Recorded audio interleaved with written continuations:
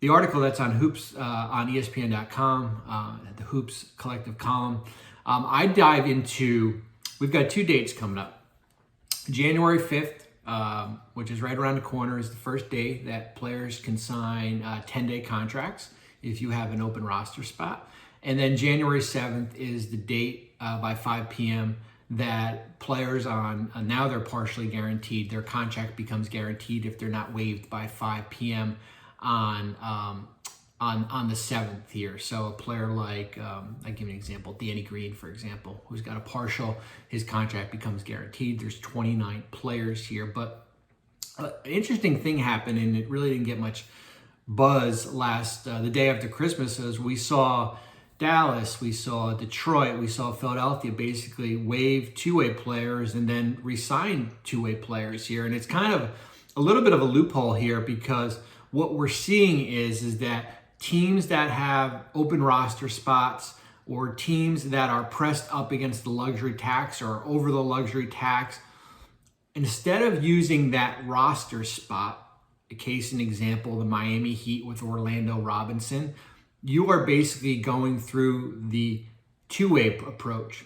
Miami, since the offseason, has signed 5 players to 7 different two-way contracts. I mean, Robinson was signed back in November, waived, and then re-signed again here. And for a Heat team that is $190,000 below the luxury tax, that is your basically how you are going to add to your roster, at least from now. Certainly it will change when you get closer to the trade deadline. We saw that last year, where they are not going to be able to go out and sign a two-way player, a 10-day player here, where it's basically recycling, two ways here. Same with Philadelphia. 76ers have an open roster spot. They waived Saban Lee. They signed Louis King. They could have gone out and signed a 15th player. It would have cost them an additional $27,000 per day in salary and tax concerns here. So I would keep an eye on. There's 11 teams that have open roster spots. 8 of those teams are either in the luxury tax or pressed up against the luxury tax. You'd look at teams like Atlanta, Portland, LA, the Lakers, the Clippers, teams like that are, Golden State's another team. They are not going to go out, highly unlikely to go out and sign a 10-day contract. Instead, what you'll see is maybe a little bit of a parade of, two-way players coming through here. Golden State, likely not. You've got Ty Jerome and Anthony Lamb. There's no need to kind of recycle those players.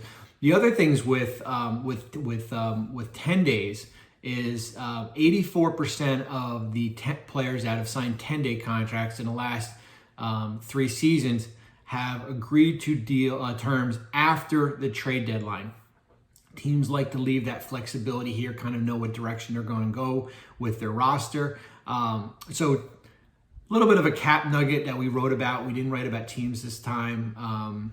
As far as keep an eye out for the two-way players being signed, being waived, then signed, instead of a team going out there using that roster spot just because there is a financial concern. I mean, we talk a lot about the hard cap that the league has been trying to push in. Essentially, what's happening is that the luxury tax is working as a hard cap to those 8 teams, because they either don't want to spend more money or they don't want to go into the tax and lose that huge distribution that they're going to get next year.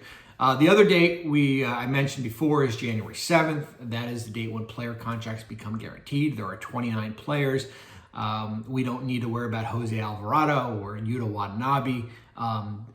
Both those players in New Orleans or in Brooklyn are safe. But I think we should probably keep an eye on certainly teams like New York, Svi Mihalik, Ryan Arcidiacono, 2 players on partially guaranteed contracts. Do New York maybe split the difference and one is saved and one is waived?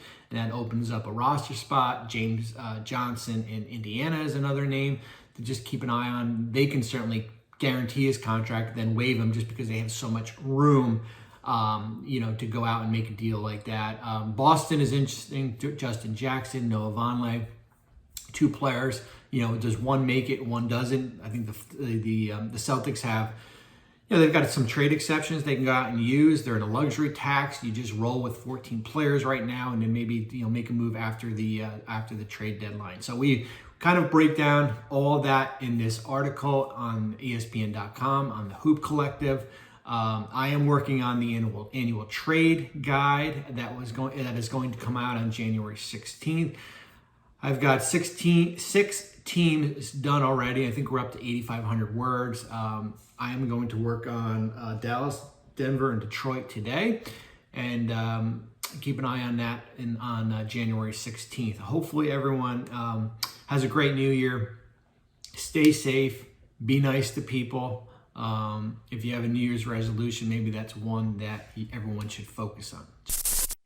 Thanks for watching ESPN on YouTube. For live streaming sports and premium content, subscribe to ESPN+.